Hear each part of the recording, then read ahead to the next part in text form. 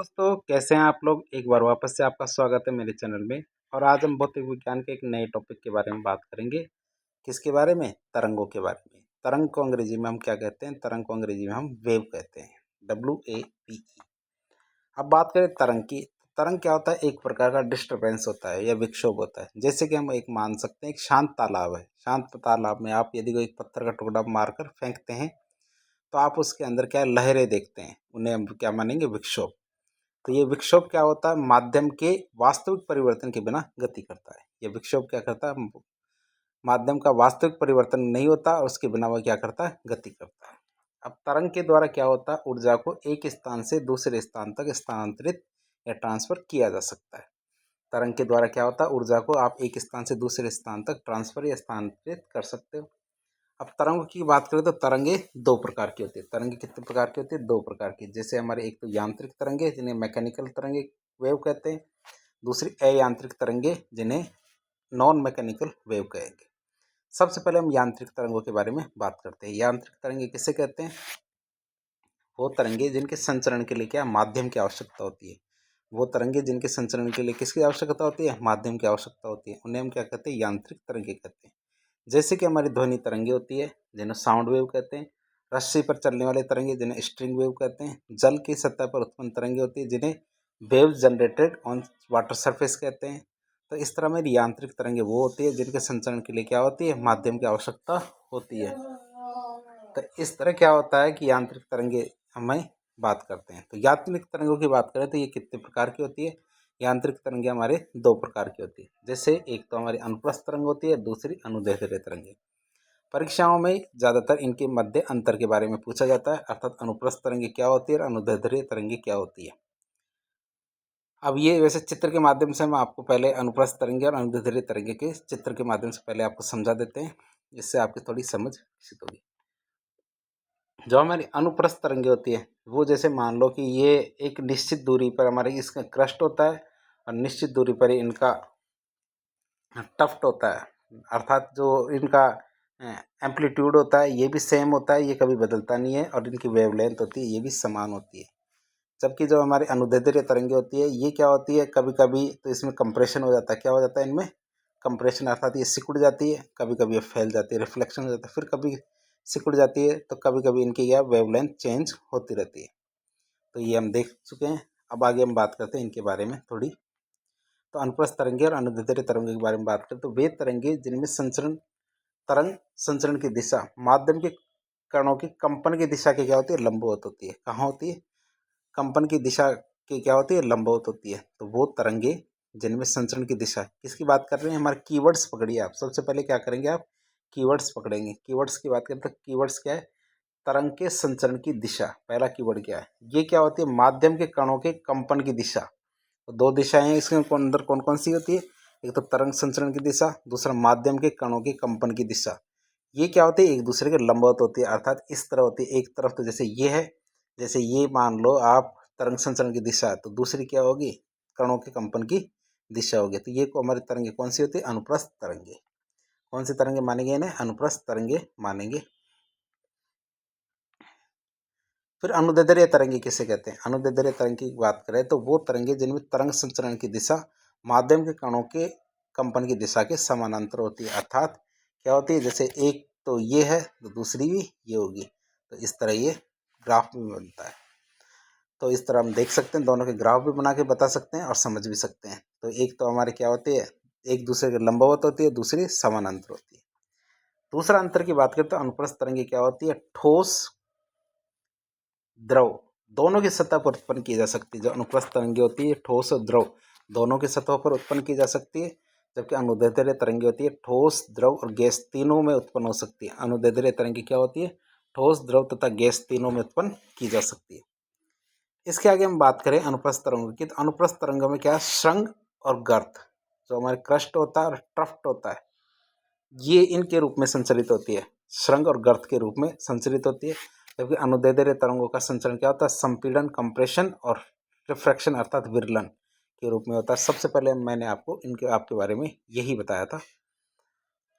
फिर बात करें इनकी उदाहरण की, तो जल के ऊपर जो सतह पर तरंगे उत्पन्न होती है, रस्सी पर जो तरंगे उत्पन्न होती है, जैसे हमारे जो गिटार की रस्सियाँ होती है या तार होते हैं, उनके ऊपर जो तरंगें उत्पन्न होती है वो हमारी अनुप्रस्थ और अनुदैर्ध्य तरंगे होती है, जो आप देख सकते हैं। अनुप्रस्थ तरंगे होती है और दूसरी हमारी क्या होती है, अनुदैर्ध्य तरंगे होती है। अनुदैर्ध्य तरंगे हमारी कैसी होती है, ध्वनि तरंगे होती है। जैसे ये ध्वनि तरंगे होती है, हमारे भूकंप की तरंगे होती है। ये क्या कंप्रेशन होता है और रिफ्रैक्शन होता है। तो इसके अंदर तो हम इन दोनों के अंदर अंतर देख चुके हैं।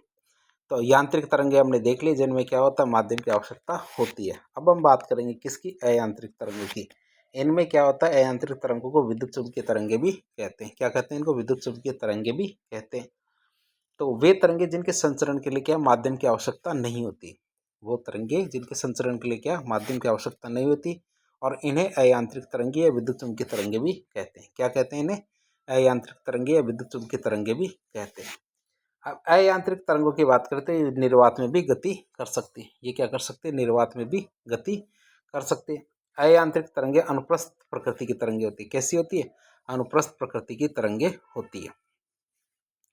अयांत्रिक तरंगों में तरंग संचरण की दिशा, विद्युत क्षेत्र और चुंबकीय क्षेत्र, तो उसमें तो अभी तक हमने जो यांत्रिक तरंगों की बात की थी, इसमें 2 क्षेत्रों की बात कर रहे थे। लेकिन अब क्या कर रहे हैं, हम 3 क्षेत्रों की बात कर रहे हैं। तो कीवर्ड पकड़िए, कीवर्ड क्या है, पहले तो तरंग संचरण की दिशा पहली दिशा है, दूसरे विद्युत क्षेत्र की दिशा दूसरा आ गया, तीसरा चुंबकीय क्षेत्र की दिशा। अर्थात तीनों की बात करें तो तीनों क्या होते हैं, एक दूसरे के लंबवत होते हैं। क्या होते हैं, तीनों एक दूसरे के लंबवत होते हैं। ये क्या होता है, विद्युत चुंबकीय तरंगों के अंदर होता है। किसमें होता है, विद्युत चुम्बकीय तरंगों के अंदर होता है। तो तीनों कीवर्ड के माध्यम से आप इसको आसानी से समझ सकते हैं। चित्र के माध्यम से देखें तो चित्र आप इसका ये ही बनाएंगे जो आपके सामने दिया हुआ है। इसके अंदर एक तो आपकी ये वाली दिशा तो इलेक्ट्रिक फील्ड है, अर्थात जो विद्युत क्षेत्र की दिशा है। ये आपकी मैग्नेटिक फील्ड है, मैग्नेटिक फील्ड है अर्थात जो चुंबकीय क्षेत्र की दिशा है। और ये आपकी जो तरंग संचरण की दिशा है अर्थात डायरेक्शन है। तो ये चित्र आप बनाएंगे तभी आपके अच्छे नंबर मिल पाएंगे। तो आप इसको बनाने का प्रयास करें, वीडियो को रोकें और चित्र को 2-3 बार बनाएं ताकि आप इस चीज़ में महारत हासिल कर सकें। अब इसके बारे में बात करें विद्युत चुम्बकीय तरंगों की, तो इसमें कुछ शब्दावलियाँ होती है, या तरंगों के बारे में बात करें तो उसमें कुछ शब्दावलियाँ होती है, उनके बारे में समझते हैं। जैसे एक आयाम होता है, आयाम किसे कहते हैं, जिसको आप एम्पलीट्यूड भी कह सकते हैं। फिर आता है हमारा फ्रिक्वेंसी, फ्रिक्वेंसी अर्थात आवृत्ति किसे कहेंगे, आवर्तकाल अर्थात टाइम पीरियड किसे कहेंगे, तरंग दैर्ध्य वेवलेंथ, तरंग वेव अर्थात वेव स्पीड किसे कहेंगे। तो इनके बारे में आपको थोड़ी थोड़ी जानकारी होनी चाहिए। सबसे पहले हम बात करते हैं आयाम या एम्पलीट्यूड किसे कहते हैं। ये हम जैसे आपने यदि किसी डीजे की दुकान पे गए होंगे या डीजे कभी लगवाया होगा या स्पीकर आपने देखे होंगे, तो आप कभी उसमें एम्पलीट्यूड चेंज करते होंगे। जैसे किसी की भारी आवाज़ आ रही है, किसी की मोटी आवाज़ आ रही है, किसी की थोड़ी अजीब आवाज़ आ रही है, तो आवाज़ के अंदर आप कैसे चेंज करते हो, उसका एम्पलीट्यूड चेंज करके अर्थात उसका आयाम चेंज करके। अर्थात कभी कभी क्या होता है, महिलाओं की आवाज़ तो पतली होती है, पुरुषों की आवाज़ भारी होती है। ये कैसे पता चलता है, उनका एम्पलीट्यूड या आयाम चेंज हो जाता है। तो हम बात करते हैं आयाम क्या होता है। आयाम की बात करें, तरंग संचरण के दौरान माध्यम के कणों का क्या होता है, साम्यावस्था से अधिकतम विस्थापन होता है, उसे हम क्या कहते हैं, आयाम कहते हैं। किसे कहते हैं, आयाम। आयाम हम चित्र के माध्यम से भी देख सकते हैं, इसको ए के द्वारा प्रदर्शित किया जाता है। तो जितना अधिक विस्थापन होता है, जैसे मान लो कि ये एक बेस लाइन है, ये क्या है, ये बेस लाइन है, और बेस लाइन से ऊपर जितना ऊपर तक ये जा रही है, अर्थात ये महिलाओं में तो क्या होता है, इतनी ऊपर तक चली जाती है, जबकि पुरुषों में क्या होता है, इतनी ही ऊपर जाती है। अर्थात जितनी ऊपर तक जाएगी उसकी आवाज़ उतनी ही पतली होगी, उतनी ही बारीक होगी। जबकि पुरुषों की आवाज़ क्या होती है, जितनी नीचे होती है तो उतनी भारी भारी रहती है। तो एम्पलीट्यूड के बारे में हम थोड़ी थोड़ी जानकारी ले ली है, और इसको किससे दर्शाते हैं, इसको ए के माध्यम से दर्शाया जाता है, आयाम के जरिए। आगे आता आवृत्ति की बात करें। आवृत्ति की बात करें तो आवृत्ति को अंग्रेजी में हम क्या कहेंगे, फ्रीक्वेंसी। आवृत्ति को क्या कहेंगे, फ्रीक्वेंसी। तो तरंग संचरण के दौरान क्या, हर सेकंड के अंदर जितने कंपनों की संख्या होगी उसे आवृत्ति कहेंगे, और इसे एन के माध्यम से दिखाया जाएगा। आवृत्ति का मात्रा क्या होता है, हर्ट्ज होता है। अर्थात एक सेकंड में जितने कंपन होंगे, अर्थात जितने क्रस्ट होंगे, जितने टफ्ट होंगे, तो उन सब को हम क्या कहेंगे, फ्रिक्वेंसी कहेंगे। एक सेकंड में जितनी बार ऊपर नीचे ये होगा उनको गिना जाएगा, उसे हम क्या कहेंगे, फ्रिक्वेंसी, और इसका मात्रा क्या होता है, हर्ट्ज होता है। आगे आता हमारा आवर्तकाल। आवर्तकाल की बात करें तो आवर्तकाल किसे कहेंगे, आवर्तकाल की बात करें तो तरंग संचरण के दौरान एक कंपन पूरा होने में जितना भी समय लगता है, तो ये आप समझ गए होंगे। एक कंपन अर्थात एक तो क्रस्ट होगा और एक टफ्ट होगा, ठीक है। तो ये दोनों स्थिति यदि जितने समय में पूरी होती है उसे हम क्या कहते हैं, एक आवर्तकाल कहते हैं। एक आवर्तकाल अर्थात कि जैसे कोई तरंग है तो ये एक तो क्रस्ट होगा और एक टफ्ट होगा, तो आप उसमें क्या है, एक पूरा सर्कल पूरा कर लिया इसने, क्या है, एक कंपन पूरा कर लिया है, और इसमें जितना भी समय लगेगा उसे हम क्या कहेंगे, आवर्तकाल कहेंगे। उसे हम क्या कहेंगे, आवर्तकाल कहेंगे। और आवर्तकाल को किससे डिनोट करते हैं, तो टी के माध्यम से डिनोट किया जाता है।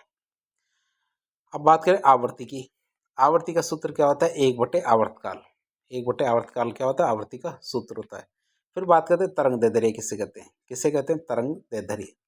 तरंग दैर्ध्य का अर्थात वेवलेंथ की बात करें, तरंग संचरण के दौरान दो पास पास के श्रृंग अर्थात क्रस्ट या गर्त अर्थात ट्रफ्ट, इन दोनों के बीच की दूरी को हम क्या कहते हैं, तरंग दैर्ध्य कहते हैं। और इसे किससे दर्शाते हैं, हम लैम्बडा के माध्यम से दर्शाते हैं। जैसे ये चित्र बना हुआ है, इसे लैम्बडा कहते हैं। लैम्बडा कैसे बनाया जाएगा, जैसे ये एल है, इस तरह बनाया जाएगा और इसे हल्का सा लहर देते हुए छोड़ दिया जाएगा, तो इसे हम क्या कहेंगे, लैम्बडा। तो आप इसे बनाने का प्रयास करेंगे तभी आपसे ये बनेगा। तो लैम्बडा से आप किसको दर्शाते हैं, तरंग दैर्ध्य को। तरंग दैर्ध्य में क्या होते हैं, दो पास पास के श्रृंग, जैसे कि आपके ये श्रृंग ले लीजिए, ये क्या आपके दो श्रृंग है, या फिर दो गर्त ले लीजिए, इन दोनों के जो बीच की दूरी होती है उसे हम क्या कहते हैं, वेवलेंथ या तरंग दैर्ध्य कहेंगे। चित्र में आप वैसे भी सब समझ जा रहे हैं, चित्र सब कुछ बता रहा है। अब बात करते हैं, इसमें दो चित्र बने हुए, एक शॉर्ट वेवलेंथ और एक लॉन्ग वेवलेंथ। शॉर्ट वेवलेंथ तो नीचे वाला चित्र है, और जो लॉन्ग वेवलेंथ है ये ऊपर वाला चित्र है।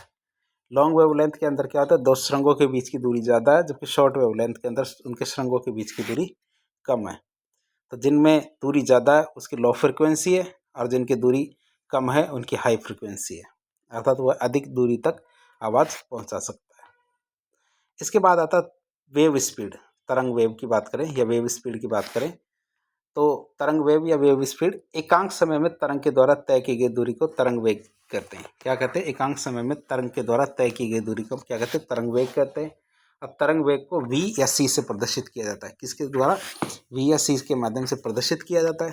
तरंग वेव का सूत्र क्या होगा, वेव लेंथ को यदि फ्रिक्वेंसी से गुणा कर दें, वेव लेंथ को यदि फ्रिक्वेंसी से गुणा कर दें तो हमारा क्या आ जाता है, वेव स्पीड आ जाती है। तो ये सूत्र है, ये आप याद रखेंगे।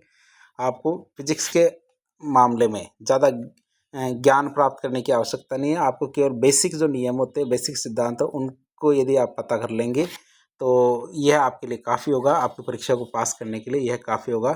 नहीं तो फिजिक्स के अंदर जितना अधिक आप गहराई से ज्ञान लेने का प्रयास करेंगे, आप फिजिक्स के अंदर उतना ही उलझते जाएंगे, यदि आप नॉन साइंस बैकग्राउंड से हैं।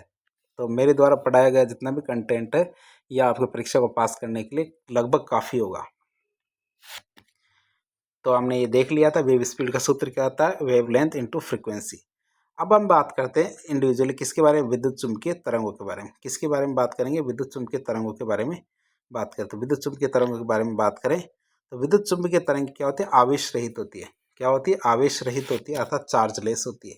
इसलिए विद्युत चुम्बकीय तरंगे विद्युत क्षेत्र और चुम्बकीय क्षेत्र इनमें क्या अपने पथ से विचलित नहीं होती है। यदि विद्युत क्षेत्र आ जाए या चुम्बकीय क्षेत्र आ जाए तो ये दोनों आने पर भी विद्युत चुम्बकीय तरंगे अपने जो मार्ग होता है उससे विचलित नहीं होते। क्यों, क्योंकि इन पर किसी प्रकार का कोई चार्ज या आवेश नहीं होता। अब विद्युत चुम्बकीय तरंगों की बात करें तो ये क्या होती है, अयांत्रिक तरंगे हैं। इसलिए विद्युत चुम्बकीय तरंगों को संचरण के लिए माध्यम की आवश्यकता नहीं होती। इसलिए क्या होता है, इनको संचरण के लिए माध्यम की आवश्यकता नहीं होती। विद्युत चुम्बकीय तरंगे क्या होती है, निर्वात में भी गति कर सकती है। किसमें गति कर सकती है, निर्वात में भी गति कर सकती है। विद्युत चुम्बकीय तरंगे अनुप्रस्थ प्रकार की तरंगे होती है, इसलिए विद्युत तरंगों का ध्रुवण किया जा सकता है, पोलराइजेशन होता है ना, वो किया जा सकता है। क्यों, क्योंकि ये अनुप्रस्थ प्रकार की तरंगे होती है। आगे हम बात करें विद्युत चुम्बकीय तरंगों में विद्युत क्षेत्र, चुम्बकीय क्षेत्र, तरंग संचरण की दिशा तीनों एक दूसरे के लंबवत होती है। हम ये विशेषताएं देख रहे हैं विद्युत चुम्बकीय तरंगों की, तो तीनों कीवर्ड हमारे वापस देख लेते हैं। तीनों कीवर्ड कौन कौन से, विद्युत क्षेत्र, हमारा चुम्बकीय क्षेत्र और तरंग संचरण की दिशा, तीनों क्या होते हैं, एक दूसरे के लंबवत होते हैं। ये चार कीवर्ड यदि आप नहीं लिखेंगे परीक्षा में तो आपका उत्तर पूरा नहीं माना जाएगा। विद्युत चुम्बकीय तरंगों की जो चाल और वेग या वेग है, यह किसके बराबर होता है, ये प्रकाश की चाल के बराबर होता है, अर्थात 3 × 10⁻⁸ जो मीटर प्रति सेकंड होता है, इसके बराबर होना चाहिए क्या, विद्युत चुम्बकीय तरंगों का वेग इसके बराबर होता है। अब बात आती है विद्युत चुम्बकीय तरंग की। तो विद्युत चुम्बकीय तरंगे कितने प्रकार की होती है, विद्युत चुम्बकीय तरंगे बहुत प्रकार की होती है, लेकिन हम 7 प्रकार के बारे में बात करें। कौन कौन से, एक तो गामा किरण, एक्स किरण, पराबैंगनी, दृश्य, अवरक्त, सूक्ष्म, रेडियो। परीक्षा में लगातार इनसे पूछा जाता है सवाल। सबसे पहले हम बात करते हैं गामा। गामा को गामा कहेंगे, विजिबल को हम दृश्य कहेंगे, हम अवरक्त को इंफ्रारेड, पराबैंगनी को अल्ट्रावायलेट, सूक्ष्म तरंगों को माइक्रोवेव, रेडियो तरंगों को रेडियो वेव्स कहेंगे। इनके बारे में हम धीरे धीरे जानकारी लेने की कोशिश करेंगे। ये उपयुक्त विद्युत चुम्बकीय तरंगे, इनमें जो रेडियो तरंगे, इनसे गामा किरणों की ओर जाने पर क्या होता है, अर्थात नीचे से आप ऊपर की तरफ जाओगे, क्या होता है, सॉरी, तो इसकी विशेषताओं की बात करें तो विशेषताओं में देखो, नीचे से यदि आप ऊपर की तरफ जाओगे तब तो क्या होता है, आवृत्ति बढ़ती है। क्या होती है, आवृत्ति और ऊर्जा ये बढ़ती है। ध्यान रखना, जब नीचे से ऊपर की तरफ जाओगे अर्थात रेडियो तरंगों से गामा तरंगों की ओर जाओगे तो ऊर्जा बढ़ती जाएगी, ये आपको याद रखना है।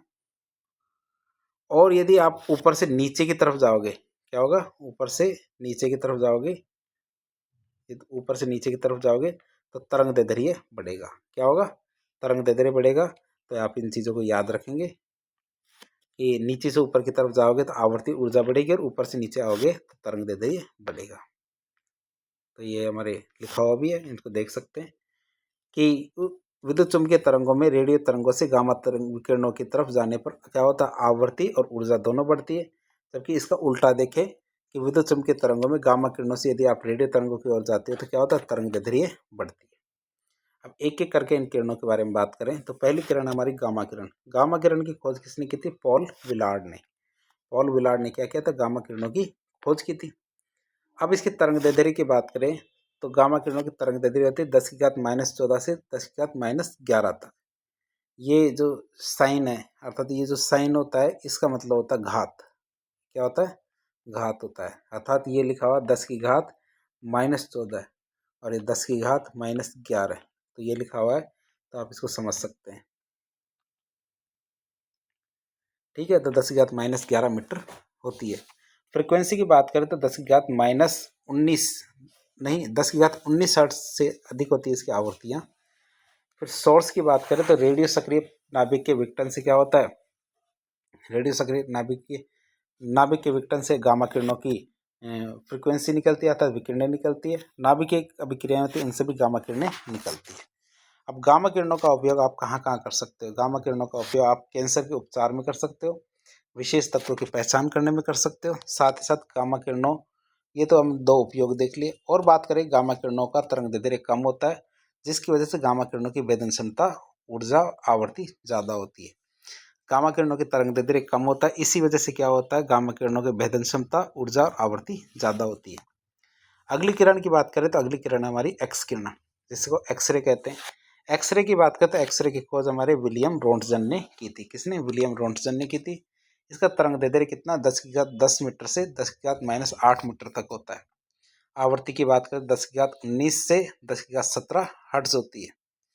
अब सोर्स की बात करें तो एक्सरे किरण कैसे उत्पन्न की जा सकती है, धातु की सतह पर उच्च ऊर्जा के जो इलेक्ट्रॉन है इनकी बौछार करके। क्या, धातु की सतह पर आप उच्च ऊर्जा के इलेक्ट्रॉन की बौछार करेंगे और इनकी बौछार करके एक्स किरणों को उत्पन्न किया जा सकता है। जब आप ऐसा करते हैं तो आपकी क्या होती है, एक्स किरणों की उत्पत्ति होती है। अब एक्स किरणों की उत्पत्ति तो हो गई है, अब एक्स किरणों को आप कहाँ कहाँ काम में ले सकते हो। चिकित्सा क्षेत्र में जो डायग्नोसिस करते हैं, अर्थात जो आप हड्डियों की जांच करते हो, उसके अंदर आप एक्स किरणों की उपयोग कर सकते हो। कैंसर के उपचार में कर सकते हो। तारों के मध्य जो गैसीय बादल होते हैं इनका पता लगाने के लिए भी आप एक्स किरणों का उपयोग कर सकते हो। अब आगे बात करते हैं पराबैंगनी किरणों की। तीसरी किरणें कौन सी, हमारी पराबैंगनी किरणें। पराबैंगनी किरणों की खोज किसके द्वारा की गई थी, जॉन रिटर के द्वारा पराबैंगनी किरणों की खोज की गई थी। पराबैंगनी किरणों की खोज किसने की थी, जॉन रिटर ने। तरंग दैर्ध्य की बात करें तो पराबैंगनी किरणों की तरंग दैर्ध्य 10⁻8 मीटर से 10⁻7 मीटर तक होती है, जबकि आवृत्ति इसकी 10⁻17 हर्ट्ज से 10⁻15 हर्ट्ज तक होती है। तो हमने ये चीज़ देख ली है। तो अब हम बात करें पराबैंगनी किरणों के बारे में बात करें तो पराबैंगनी किरणों के बारे में आगे बात करें तो पराबैंगनी किरणें क्या होती है, सूर्य के समान उच्च तप्त निकायों से निकलती है। अब इस पराबैंगनी किरणों का उपयोग कहाँ कहाँ आप कर सकते हो। पराबैंगनी किरणों का उपयोग आप जीवाणु को नष्ट करने में, जल का शुद्धिकरण करने में, शल्य उपकरण होते हैं जितने भी आप ऑपरेशन की चीज़ें होती है उनको डिसइंफेक्टेड करने में अर्थात जीवाणु को नष्ट करने में, फोटो इलेक्ट्रिक प्रभाव उत्पन्न करने में, इलेक्ट्रिक डिस्चार्ज उत्पन्न करने में, बर्गलर अलार्म में, फ्लोरोसेंट ट्यूब में, आंखों की लेजर जो सर्जरी होती है उसको करने में, गर्म तारों के अध्ययन में। तो इसके अंदर आप क्या कर सकते हो, अल्ट्रावायलेट किरणों का उपयोग कर सकते हो। आगे हम बात करते हैं किसके, दृश्य तरंगों की। दृश्य तरंगों की बात करें तो दृश्य तरंगों की खोज न्यूटन ने की थी। इसकी तरंग दैर्ध्य कितनी है, 3 इंटू 10⁻⁻7 से 7.8 इंटू 10⁻⁻7 तक होती है।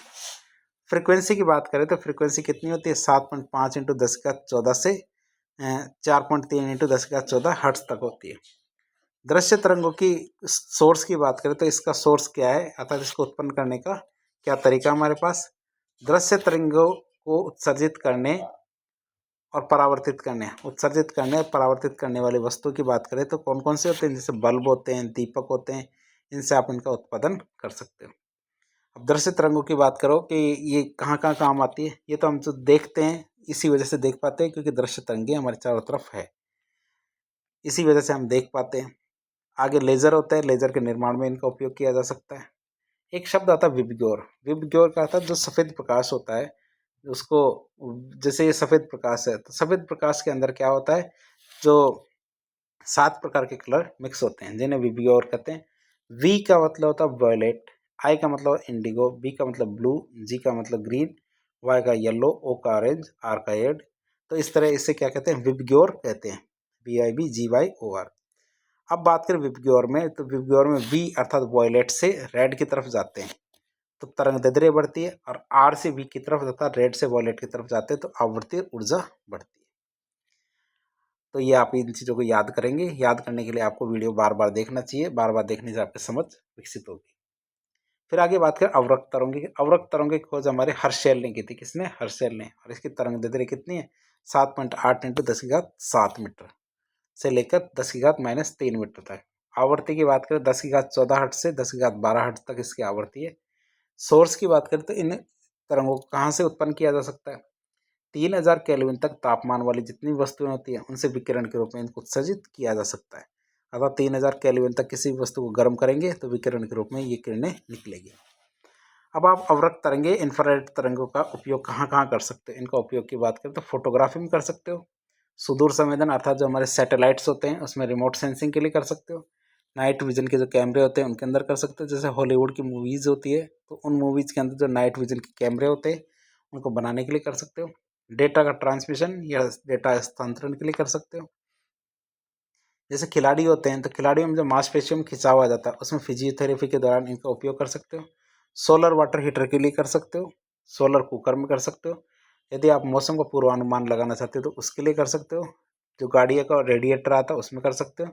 धरती को गर्म करने के लिए कर सकते हो और इंफ्रारेड डिटेक्टर में कर सकते हो। तो इस तरह हमने ये विकिरण के बारे में देख लिया। आगे हम बात करते हैं किसके बारे में, सूक्ष्म तरंगों के बारे में जिनको माइक्रोवेव कहते हैं। इनकी खोज किसने की थी, हर्ट्ज ने।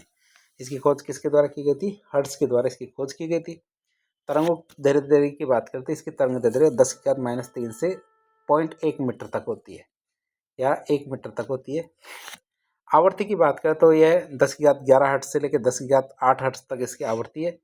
सोर्स की बात करें तो सूक्ष्म तरंगें कैसे उत्पन्न की जा सकती है, तो विशेष निर्यात ट्यूब होते हैं जिसे ऑसिलेसिंग परिपथ कहते हैं, उनके द्वारा आप इनको निर्माण कर सकते हो। किसे, विशेष निर्वात ट्यूब होती है जिसे ऑसिलेटिंग सर्किट होते हैं उनके माध्यम से आप इनको उत्पन्न कर सकते हो। तो सूक्ष्म तरंगे या फिर तो आपकी जो माइक्रोवेव होती है उनका उपयोग आप कहाँ कहाँ कर सकते हो।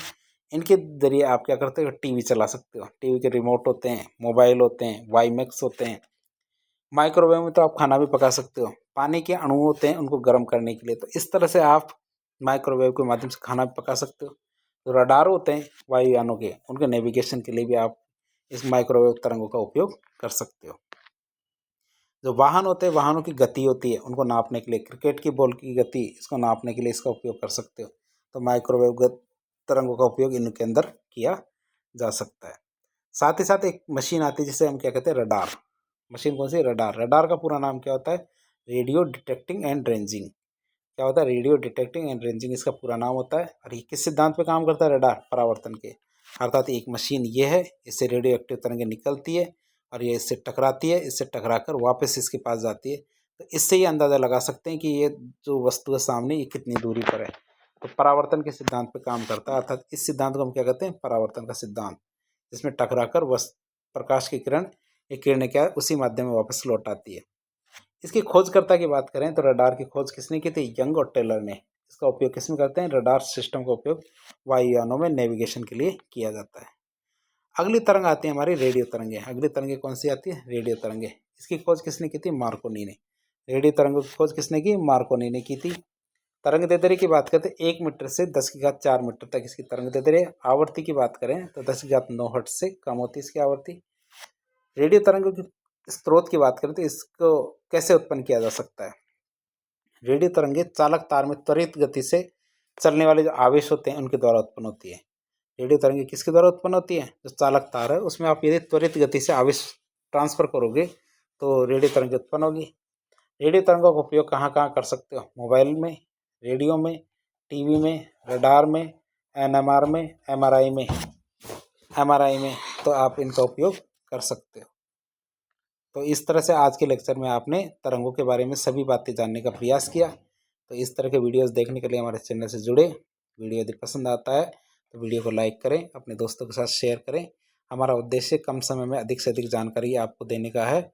और यदि आपको कोई सुझाव हो तो कमेंट बॉक्स के माध्यम से हमें बताएं और हमारे चैनल से जुड़ें। धन्यवाद।